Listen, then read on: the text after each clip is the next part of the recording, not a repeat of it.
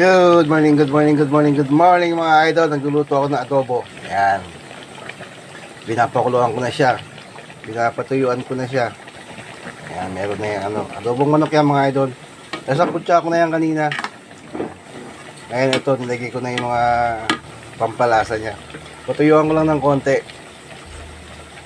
Ayan mga idol. Adobong manok. Adobong manok tayo ngayon mga idol. Yummy yummy. Kulong-kulo. Patuyuan ko lang ng konti yan. Kumpleto na yan ang pampalasa niya. Malasa na mga idol. Natikman ko na. Kamusta mga idol? Thank you sa mga nagla-like sa aking video. Salamat po sa nagpa-follow. Salamat po sa nag-share. Thank you mga idol.